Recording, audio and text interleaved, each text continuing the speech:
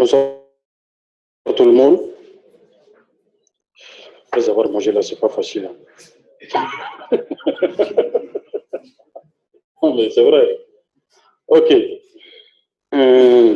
Par rapport au premier point, c'est-à-dire les problèmes liés à l'accès, nous avons fait une analyse de situation au niveau de nos différents pays, à savoir le Mali, le Cameroun et puis le Sénégal.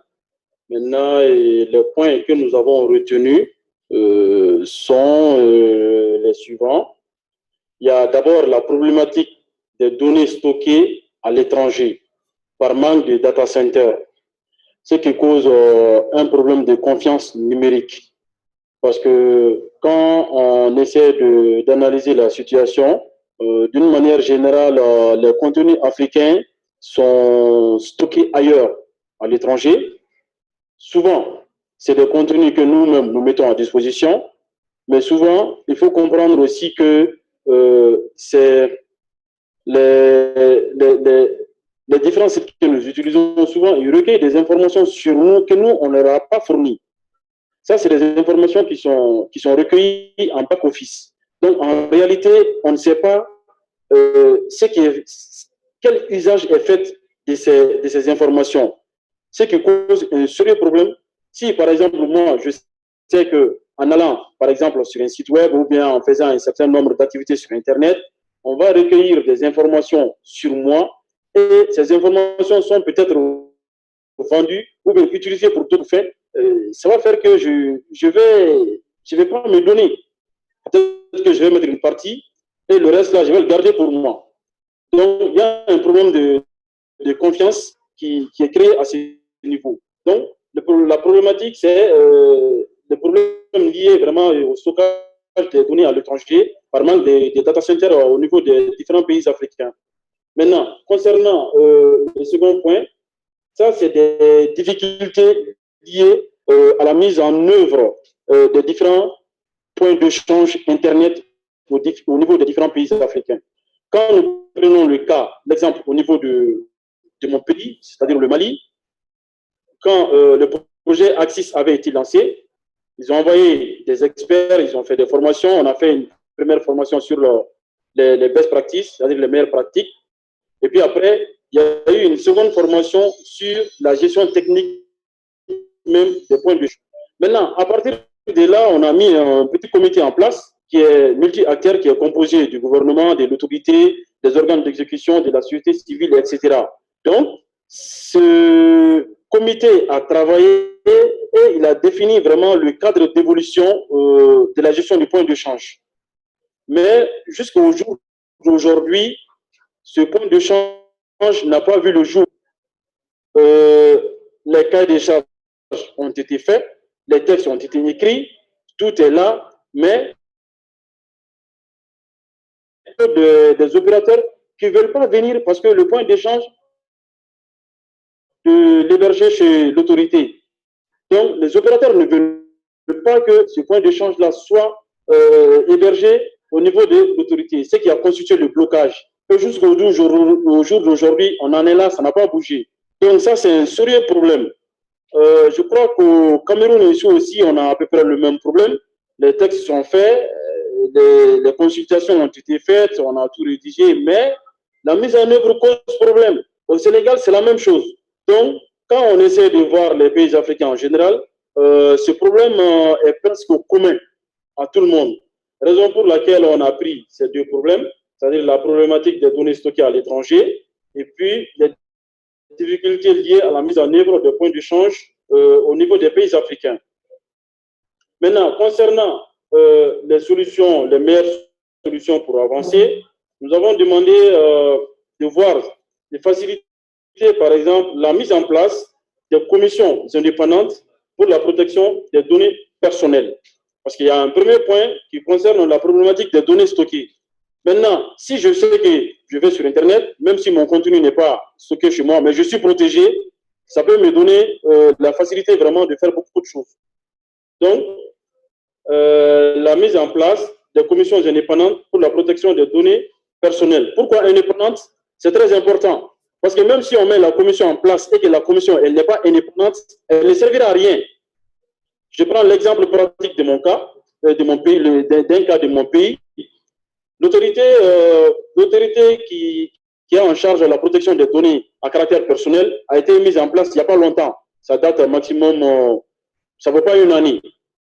Mais pas plus que 2 ou 3 mois, ils ont rendu un verdict parce qu'il y avait un conflit, bon, un différend entre les opérateurs électriques et un politicien. C'était un opposant. D'accord?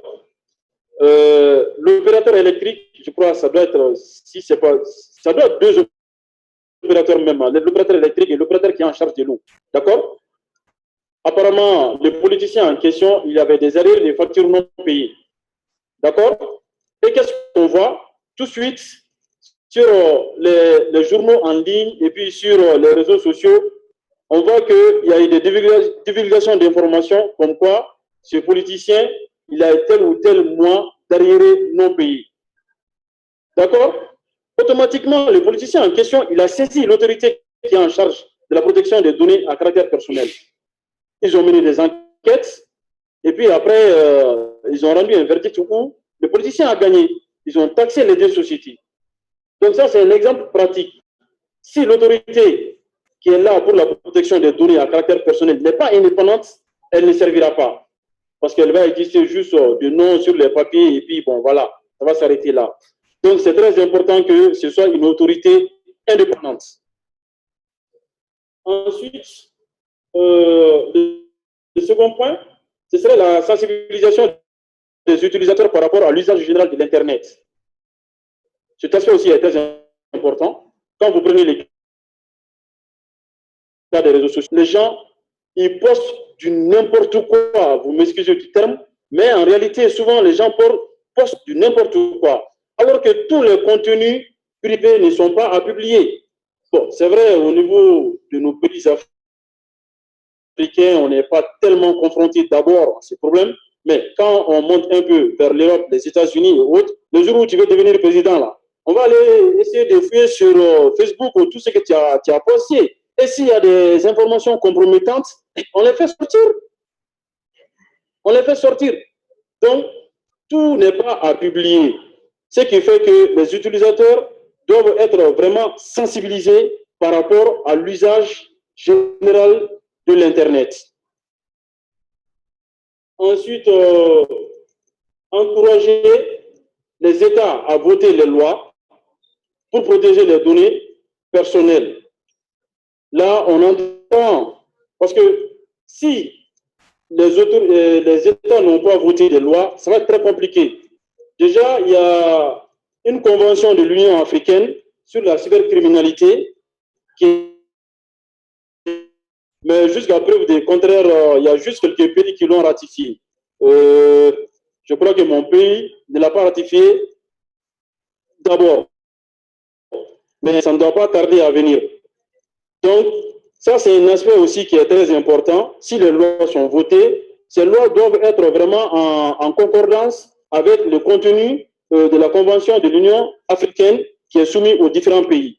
Ensuite, favoriser la mise en œuvre des points d'échange suivant les domaines, c'est-à-dire les secteurs d'activité tels que l'université et puis bien d'autres secteurs. Chacun d'entre eux peut avoir son propre point d'échange et ça peut faciliter beaucoup de choses. Ensuite, nous avons parlé aussi de la mise en place d'un comité multi-acteurs pour la gestion des data centers qui vont être mis en place et des points d'échange Internet qui vont être mis en œuvre également. Parce que si la gestion n'est pas multi-acteur, si c'est le gouvernement qui gère, ça veut dire que c'est le gouvernement qui a le monopole, il va faire ce qu'il veut. Si ce sont les opérateurs, ils ne vont faire que ce qui les arrange. Donc, si c'est une gestion coordonnée, il y a le gouvernement, il y a la société civile, et ensuite, il y a les opérateurs. En impliquant tout le monde, ça peut donner un bon résultat. Parce que personne ne fera la loi là-bas. Ensuite, au troisième point, nous avons priorisé d'abord la mise en place des points d'échange Internet. D'accord? Maintenant, la mise en œuvre de ces points d'échange permettra d'une manière générale d'impacter cette fois-ci, je pense que je ne vais pas me tromper, sur les coûts. Vous savez la problématique du coût et du prix. Mon doyen ne me suit pas. Hein. Je dis que nous avons priorisé en place des points d'échange en impliquant les acteurs. Et cela a comme conséquence d'impacter cette fois-ci sur le coût. D'accord? Cela va impacter sur le coût. Et si le coût est impacté, du coup, les prix vont baisser. Si les prix baissent, cela permettra de créer une économie. Et si cette économie aussi est créée, cela pourra nous permettre d'investir dans l'infrastructure. Voilà en gros les différents points que nous, on a notés. Je vous remercie.